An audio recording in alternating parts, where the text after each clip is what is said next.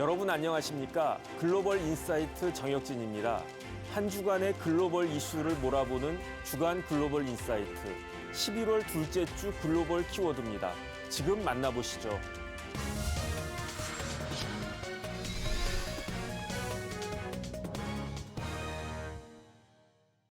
트럼프 후보가 예상보다 이른 시점에 사실상 승리를 결정지으면서 4년 만에 백악관에 재입성하게 되었습니다. 임은정 공주대 국제학부 교수님 그리고 민정훈 국립외교원 미주연구부 교수님과 이번 미국 대선에 대해서 자세하게 이야기 나누어 보도록 하겠습니다. 교수님 안녕하셨습니까? 네, 안녕하세요. 네, 트럼프 전 대통령은 승부의 추가 기울어진 어제 오후 4시 30분 플로리다의 지지자들 앞에서 승리 선언을 했는데 어떤 내용이 담겨 있었는지 먼저 보시죠.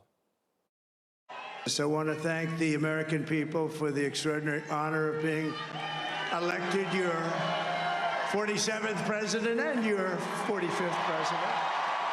This will truly be the golden age of America. That's what we have to have. This is a magnificent victory for the American people that will allow us to make America great again. 네, 지난 선거에서는 바이든 후보가 개표가 닷새 지난 후에야 비로소 승리 선언을 할 수 있었단 말이에요. 그런데 많은 전문가들이 어떻게 예측을 했느냐. 이번에는 그 이상의 초접전이 예상이 된다. 그렇게 예상을 했었는데 뭐 그간 운대는 뭐 저도 그런 생각을 했었던 것 같은데 네. 그런데 막상 뚜껑을 열어보니까 트럼프가 상대적으로 압도적으로 승리한 것 같은 그런 느낌이 듭니다. 네. 그 이유가 뭘까요? 글쎄 뭐 이변이라면 이변이 벌어졌습니다. 이제 뭐 많은 그 여론조사 기관들도 그렇고 언론들도 그렇고 전문가 저를 비롯해서 많은 분들이 다 50대 50을 네네. 얘기를 했었었는데요.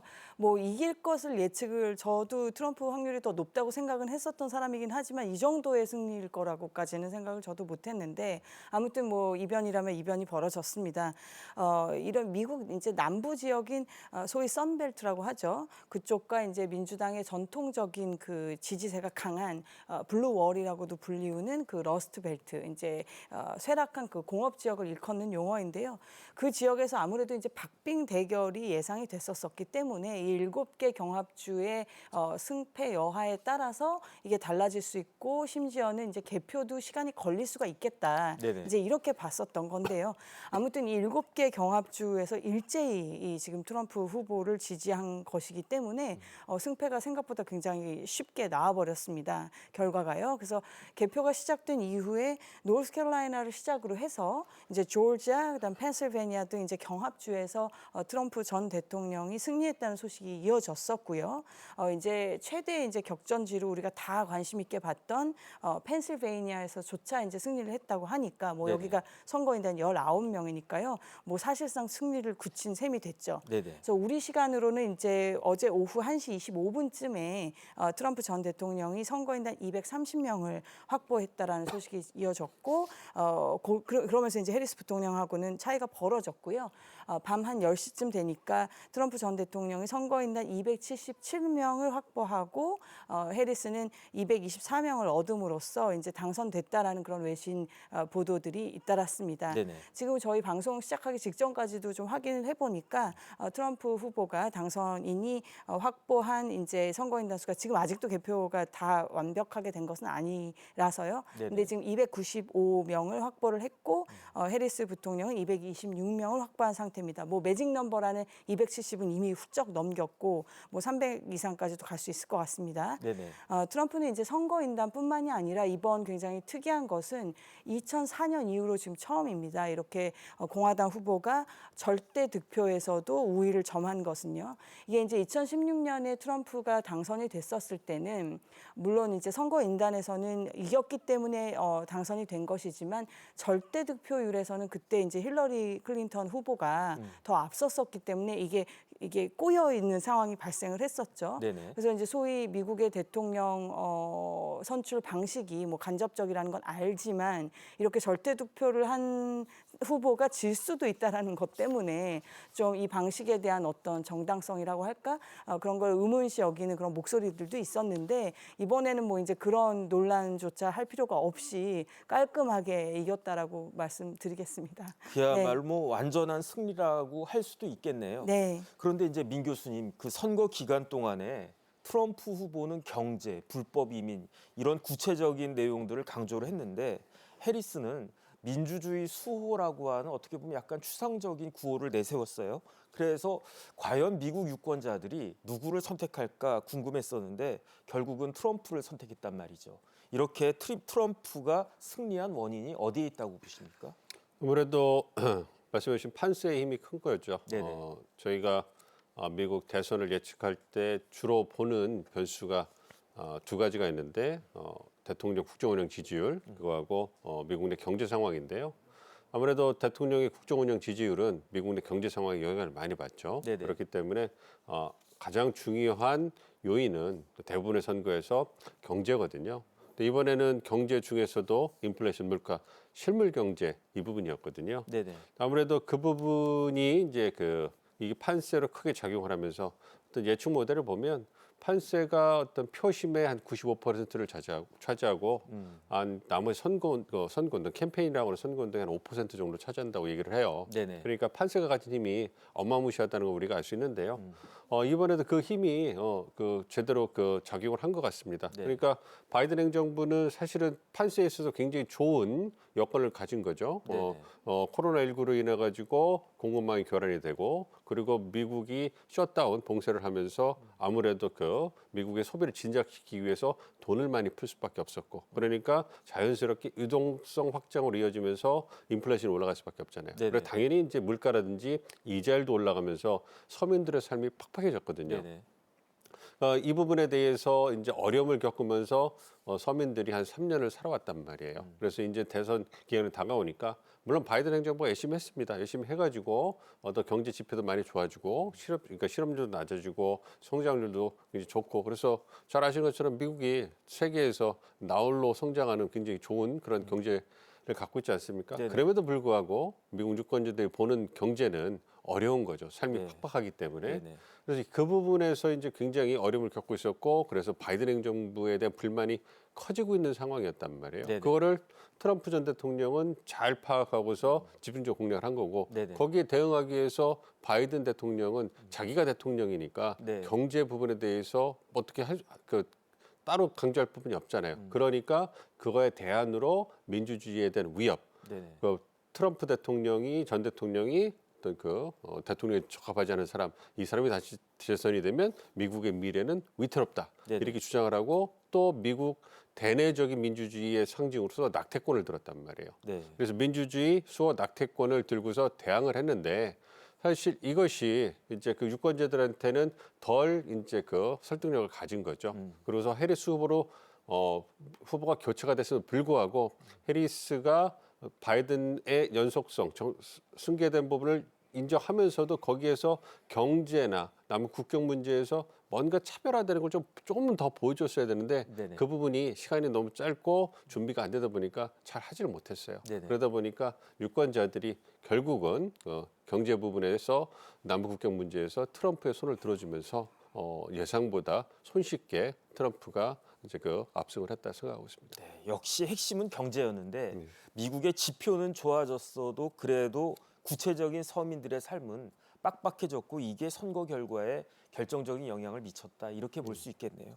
그런데 이런 표심이 이제 전체적인 것뿐만 아니라 이른바 스윙 스테이트라고 하는 경합주에서도 그대로 드러난 겁니까? 네, 아까도 말씀드렸듯이 이제 이 7개 경합주를 우리가 다 관심 있게 봤었는데 네네. 남부는 그래도 트럼프가 좀 유리하고 북부는 정말 해리스가 이제 이기려고 한다면은 위스콘신, 미시간, 펜실베니아 이 셋은 무조건 가져와야 하는 그런 상황이었었는데 이제 뭐 위스콘신 같은 데도 넘어가고 미시간도 넘어가고 이제 펜까지 넘어갔으니까 이거는 이제 완전히 승리를 굳혀버린 셈이 됐는데요. 이 소위 말하는 이제 이 쇠락한 공업지대가 어떻게 보면 이제 스윙 스테이트로서 왔다 갔다 함으로써 결정적인 그런 역할을 했었는데 이번에는 결국 트럼프의 손을 들어줬다라고 하는 것은 본래는 이제 블루 월이라고 불렸을 정도로 이제 민주당이 강세를 본래 전통적으로 보일 수밖에 없는, 왜냐하면 이제 공업지학이라는 것은 아무래도 이제 노동자들이 좀 조합으로 이제 어떤 집단적인 그런 행동을 보일 수 있는 그런 조직들이 있기 때문에 아무래도 전통적으로는 민주당이 우세였던 지역이었던 게 맞는데 그들이 이번에 결국은 다 트럼프의 손을 들었다라고 하는 것은 결국은 이제 뭐 백인들도 그렇지만 꼭 백인 노동자뿐만이 아니라 이 지역에 있는 다른 이제 유색 인종들도 이런 아까 앞에 우리 말이 나왔던 이런 여러 가지 경제적인 이유들 그리고 본인의 그 삶의 그 고용에 대한 어떤 안정성, 이 지역의 다시 부흥 이런 것을 위해서 이제 트럼프의 손을 들어줬다고 그렇게 볼 수가 있겠습니다. 네네. 근데 이제 민주주의 앞서 얘기가 좀 나왔는데 트럼프 대통령의 가장 이제 소위 아킬레스건이라는 건 결국은 사법 리스크였었지 않습니까? 이제 네네. 뭐 미국 역사상 어떻게 보면 굉장히 불명예죠. 형사 기소가 그렇게 된 첫 사례고 심지어 이제 유죄 판결을 받은 건도 있고요. 이 네 가지 사건 중에서. 그러니까요. 네, 그래서 그런데 이제 연방 대법원이 이제 어떻게 보면 이 좀 뭐라고 숨통을 틔워줬다고 할까요? 여러 가지로 이 면책 사유를 좀 넓게 해석하겠다. 특히 재임 기간 중에 벌어졌던 일이거나 뭐 재임 기간 중에 벌어진 일은 결국은 공무의 연장선에서 이제 보겠다라는 식의 이제 좀 넓은 해석을 하다 보니까 이제 숨통이 트여졌던 부분이 있고 심지어 재판 일정도 이제 그 대선 이후로 미뤄지기도 하고 뭐 이렇게 되다 보니까는 그 부분이 이제 좀 많이 뭐라고 할까요? 이렇게 발목을 잡던 시츄에이션에서는 그런 상황에서는 조금 벗어났었고 네네. 또 이제 트럼프라고 하는 이 캐릭터 자체가 굉장히 이제 TV의 그 소위 그 쇼를 많이 했던 분이잖아요. 그러니까 이게 텔레비전의 매체를 통해서 본인이 비춰지는 모습을 너무나 잘 알고 있는 분이기 때문에 물론 그걸 아무리 안다고 그래도 그렇게 지금 암살 시도까지 당했는데 그 순간적으로 그런 포즈가 나온다는 거는 저 같은 사람한테 지금 도저히 상상이 안 가는 그런 어떤 행동 패턴인데 네네. 다 기억하시다시피 그런 여기를 뚫고 지나가는 지금 그런 끔찍한 일을 겪었는데도 주먹을 불끈 쥐고 이제 일어서면서 뭐 역사적인 그 사진을 한 장을 탁 남겨버렸지 않습니까? 그러니까 네네. 그런 것들이 물론 이것이 얼마나 표에 유의미한 영향을 미쳤느냐는 좀 차치한다 하더라도 본인이 가진 어떤 그런 사법 리스크 등등을 오히려 결집의 그 동력으로 이렇게 삼은 그런 좀 모양새였지 않았나 그렇게 보고 있습니다. 진짜 영화의 한 장면 네. 같다 그 생각 들었었는데 네. 그런데 민 교수님 전체 득표수에서 트럼프가 이겼는데 제 기억에는 처음에 해리스가 딱 등장했을 때에는 해리스 기세도 굉장히 등등했었단 말이죠. 그런데 왜 이렇게 완패를 당한 걸까요? 아무래도 지지층 결집에 있어서 차이가 있었던 것 같아요. 네네. 여론조사에서는 큰 차이가 나지 않은 것은 지지층들이 이제 여론조사 추이를 보면서 이제 한쪽이 우세하면 위기감을 느끼고 다시 좀 여론조사에 적극적으로 참여하고, 그러니까 대표성, 표집의 어떤 숫자가 왔다 갔다 하면서 그 부분에서 어떤 균형을 맞췄던 것 같은데요. 실제 투표에 있어서는 어느 쪽 지지층이 더 많이 동원이 되느냐, 이 부분에서 차이가 있었던 것 같습니다. 그리고 무당파 부동층 수에서도 저는 여론조사 추이를 보면서 부동층들은 해리스 후보를 더 지지할 것이다 이렇게 생각을 했는데 네네. 투표용을 막상 열고 보니까 네. 아무래도 경제나 남북국경 문제, 실생활에 있어서 중요한 이슈를 바탕으로 해서 부동층도 최소한 6대4 정도는 트럼프 쪽으로 더 많이 가지 않나 생각이 듭니다. 그러니까 해리스 후보 입장에서는 전통적인 민주당 지지층을 결집해서 동원을 해야 되는데 갑자기 등장한 후보로서 거기서 한계를 가지고 나름대로의 비전을 보이지 못하면서 결집에 실패한 것. 그게 흑인과 히스패닉 남성이 네네. 주로 되겠고요. 여기에다가 부동층도 제대로 끌어안지 못한, 그러니까 최대한 경험적 결과가 나오기 전까지 최대한 가정해 본다고 하더라도 5대5 정도로밖에 가져오지 못했기 때문에 네네. 그 차이를 그것까지 못하면서 한 2, 3% 정도가 주요 경업자에서 차이가 나버리니까 그리고 나머지 어떤 그 세이프 스테이트라고 하는 대부분의 주에서는 훨씬 더 큰 격차가 유지가 됐기 때문에 네네. 이번에 트럼프 전 대통령이 유권자 투표에서도 과반 이상을 득표하는 그러한 결과가 나왔다 생각하고 있습니다. 네, 그러면은 트럼프의 기본적인 대외 정책은 어떤 것이라고 볼 수 있겠습니까? 아무래도 이제 자유주의자들이자 국제주의자들이 그 집권을 했었을 때는 말씀하신 대로 세계의 경찰도 자처하고 미국이 만든 어떤 그 제도 안에서 이제 그 국제주의를 펼쳤던 거고 세계화를 펼쳤던 것인데요. 이제 뭐 트럼프는 그 마가 이 모자에도 다 나오듯이 Make 네네. America Great Again이라는 모자를 지지자들도 많이 쓰시지만 미국을 다시 위대하게 결국은 미국 제1주의, 아메리카 퍼스트라는 것이 이제 국정 전반에 다 걸쳐서 나타나는 어떤 그런 철학이라면 철학이고요. 그렇다 보니까 이제 선택, 집중 이런 이제 전략들을 아무래도 펼치겠죠. 세계화는 이제 거부하고 우리 미국의 국익을 최대한으로 높인다.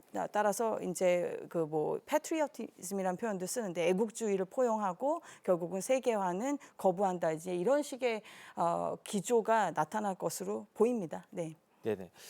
그런데 지금 가장 시급한 이슈는 누가 뭐라고 그래도 러시아 우크라이나 전쟁 아니겠습니까? 이 전쟁이 생각보다도 길어지고 있는데 트럼프는 뭐라고 이야기했느냐? 내가 대통령에 당선되면 24시간 내에 전쟁을 끝낼 수도 있다. 이렇게 장담했단 말이에요. 전쟁은 그러면 앞으로 어떻게 되겠습니까? 이제 금방 끝날까요? 두 개의 전쟁이 장기화되고 있는데요. 트럼프 2기가 되면 급격한 변화를 겪을 거라고 생각하고 있습니다. 네네. 특히 러시아 우크라이나 전쟁 같은 경우에는 말씀해 주신 트럼프 후보가 24시간 내에 전쟁을 끝낼 수 있다. 특히 전화를 걸어가지고 젤렌스키와 푸틴을 압박을 해가지고 통화를 통해 가지고 전쟁을 끝내는데 협상을 진행할 수 있다 이 얘기를 했거든요. 네네. 그거는 미국이 할 수 있는 부분인 거죠. 우크라이나에 대한 군사 지원 여부를 무기로 해가지고 젤렌스키의 팔을 비틀어 가지고 푸틴과 협상을 하도록 압박할 수 있거든요. 물론 그것이 24시간에 끝내기에는 불가능할 거라고 생각을 하고 있습니다만 어쨌든 현재 진행되고 있는 러시아 우크라이나 전쟁이 러시아에게 유리한 방향으로 전개가 될 가능성이 매우 높고요. 그 네네. 얘기는 현상을 유지하는 것에서 그 협상이 시작될 가능성이 있죠. 빨리 끝내기 위해서는. 그러니까 러시아가 가진 것은 가진 대로 인정해주고 우크라이나는 그냥 남아있는 것을 지키는 것에 만족하고 네네. 이렇게 협상이 진행될 가능성이 크기 때문에 네. 아무래도 나토 동맹들, 유럽 동맹들이 반발을 하겠지만 사실 나토는 미국을 위한 그 어떤 조직이다 이런 얘기도 많거든요. 네. 그래서 미국이 변했을 때 유럽 동맹들, 나토 동맹들이 어떤 그 반기를 들거나 저항할 수 있는 그러한 가능성은 크지 않기 때문에 미국의 의도대로 전쟁이 진행될 가능성이 크다.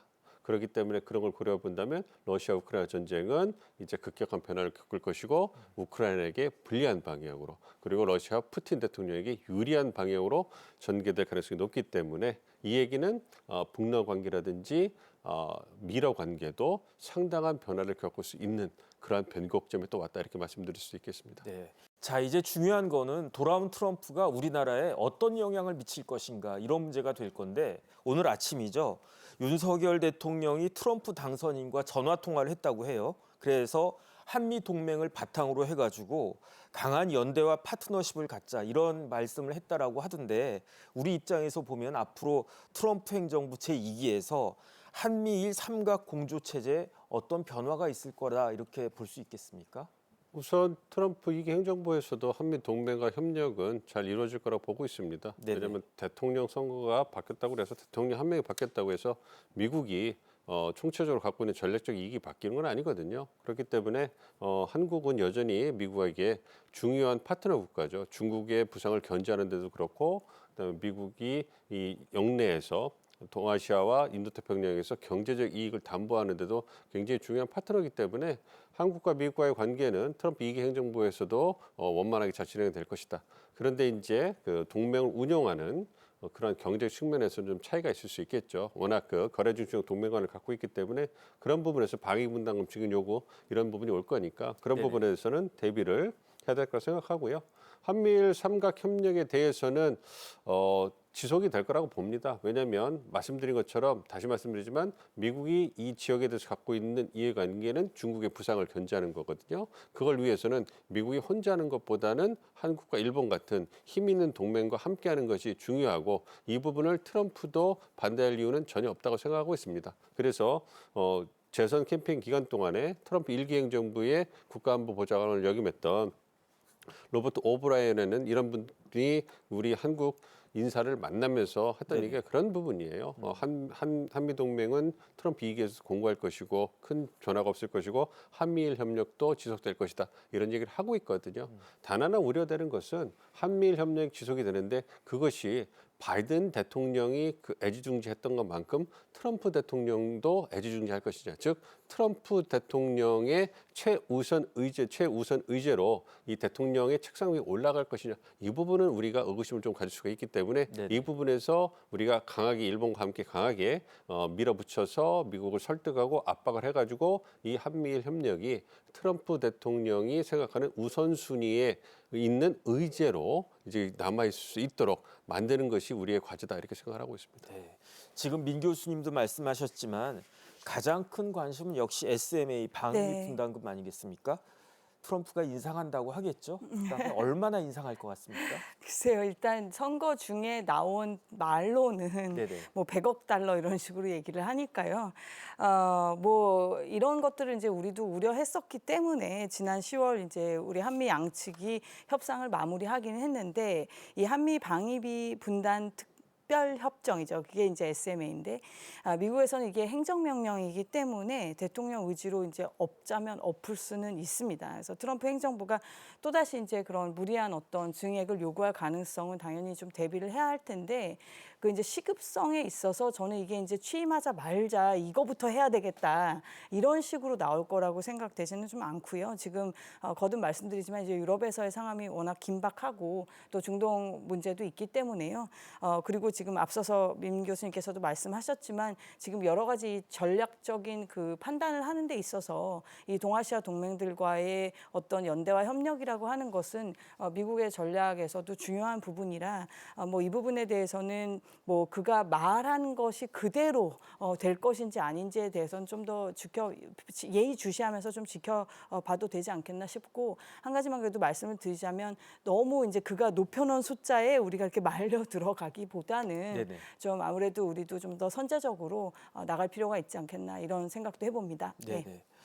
그러니까 이제 트럼프는 이제 유세 과정에서도 미국 우선주의를 강조하지 않았습니까? 그 이야기는 뭐냐면은 강력한 보호 무역을 하겠다. 그 다음에 그렇게 해가지고 경제를 살리겠다. 그 이야기인데 사실은 우리나라는 수출에 의존을 많이 하는 나라잖아요. 그 다음에 최근에 우리나라 대미 수출이 굉장히 흑자가 많이 있단 말이죠. 그러면 트럼프의 저런 정책이 우리나라 경제, 특히 수출에 타격이 있지 않을까 걱정이 되는데 교수님 어떻습니까? 그렇습니다. 아무래도 무역 흑자국이죠. 대미 무역 흑자국이기 때문에 우리가 대미 무역 장벽은 트럼프 2기 행정부 하에서 높아지지 않을까 이렇게 우려를 하고 있습니다. 아무래도 관세를 사랑하는 이유가 이 미국 국제 무역 시스템이 미국 노동자에게, 미국 기업에게 유리하지 않은 방향으로 전개되고 있고, 그러니까 무역을 하다 보면 비용이 발생하는데 그 비용을 미국이 떠안고 있다는 거예요. 그렇기 때문에 불합리하기 때문에 그 비용을 더 이상 미국 노동자나 기업이 떠안는 것이 아니라 외국한테 전가하겠다 이 얘기를 하는 거예요. 네네. 그리고 그 비용을 우리 관세를 통해서 전가하고 얻어들인 수익을 다시 미국 노동자와 기업에 돌려주겠다 이런 주장을 하고 있는 거거든요. 그렇기 때문에 이것이 지속적으로 반복되고 있는 의제이기 때문에 트럼프가 이제 그 재선에서 트럼프 2기 행정부 출범하면 이거는 반드시 시행이 될 겁니다. 그래서 보편적인 기준 관세가 시행이 될 것인지 아니면 선별적으로 철강이나 자동차 같은 어떤 그 트럼프가 애지중지하고 정치적 상식성이 큰 그러한 그 주요 품목을 중심으로 해가지고 특정 국가 중심, 중국이 되겠죠. 그 중국 중심으로 관세를 높은 고율의 관세를 부과해서 내가 한다면 한다라는 그런 네네. 정치적인 어떤 그 결과를 보여줄 것인지 이건 지켜봐야 되긴 하겠습니다만 어쨌든 고율의 관세를 통해 가지고 미국이 처하고 있는 현재의 트럼프 주장에 따르면 불공정한 무역 시스템을 변경하려는 노력은 다시 강화할 것이고 그것을 시행하기 위해서 어떤 그 재무부나 상무부 연관 부처의 예스맨들이 포진하면서 그리고 트럼프 일기 핵심 참모들이 포진하면서 그 정책을 시행해 줄 가능성이 매우 높다 이렇게 생각하고 있습니다. 좀 걱정이 됩니다. 임 교수님은 어떻게 보시나요? 글쎄 뭐 보편적 관세를 자꾸 얘기를 하니까요. 그리고 네네. FTA 뭐 재협상도 있었었고 실제로 일기 당시에 그래서 우려서 우려가 큰데요. 게다가 지금 미국이 중국 때리기를 하면서 우리 입장에서는 중국보다는 자꾸 미국 쪽으로 또 수출을 키웠었고 투자도 키웠었는데 이제 이렇게 되면은 중국도 막히고 미국까지 막히나 이제 이런 두려움들이 있는 거는 충분히 그럴 수 있는 상황인데요. 그럼에도 불구하고 이제 기업들이 그 활로를 모색할 수 있도록 아무쪼록 정부는 물론이거니와 이제 정치권에서도 좀 힘을 모아주셔야 될 것 같고 그리고 이제 저는 뭐 경제학자는 아닙니다만 그 기업별로 이 그 방법들을 찾아내실 거라고 보는데 그 미국 이제 바뀌는 어떤 정책에서도 또 틈이 나올 것이니까요. 거기에 부합하는 이제 좀 세세한 전략들을 짜야 될 것입니다. 예를 들면 뭐 이제 뭐 미국하고 어떤 합작 회사를 만드는 방법 같은 것도 생각을 해보실 수 있을 것이고요. 그래서 트럼프의 그 논리에서의 틈새를 찾아내서 거기에서 이제 기업들이 활로를 찾아갈 수 있도록 정치권도 좀 힘을 모아주셔야 될 것이라고 보고 요컨대 이걸 뭐 다 일반화할 수는 없습니다. 승자가 있을 수 있고 패자가 있을 수가 있는데 아무쪼록 그 피해가 전반적으로는 최소한으로 갈 수 있도록 기업뿐만이 아니라 이제 정치권에서도 함께 좀 지혜를 모아야 하는 그런 시간이라고 생각합니다. 네, 조금 더 구체적으로 살펴보겠습니다. 네. 반도체 지원법이라고 하죠. 칩스법 이거 폐지하겠다는 거잖아요.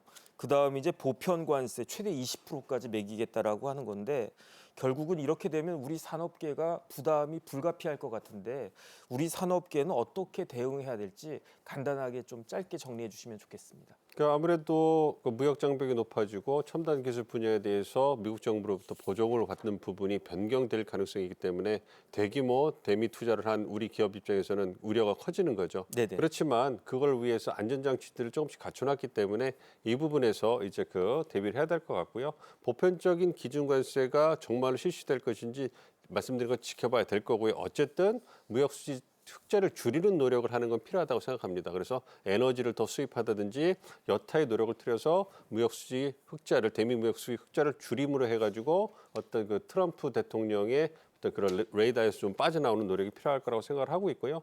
어떤 그 칩스법이라든지 IRA 보조금 지급 이런 부분은 지켜봐야 될 것 같습니다. 왜냐하면 공화당 미국 내에서도 혜택을 보는 그런 주들이 많이 있기 때문에 근본적으로 폐기하기는 어려울 거예요. 그래서 다들 말씀해 주시는 것처럼 이것이 이제 그 미국 내 그 파트너 기업들이라든지 아니면 그 주정부라든지 이러한 그 행위자들과 함께 협력을 해가지고 어떤 그 선제적으로 어떤 그 트럼프 2기 행정부에서 뭔가 조치를 취하기 전에 우리 기업을 보호할 수 있는 그런 선제적 조치를 시나리오별로 기업 분야별로 취해야 된다 이렇게 생각하고 있습니다. 네네. 지금까지 11월 둘째 주 글로벌 인사이트였습니다. 시청해주신 여러분 감사합니다.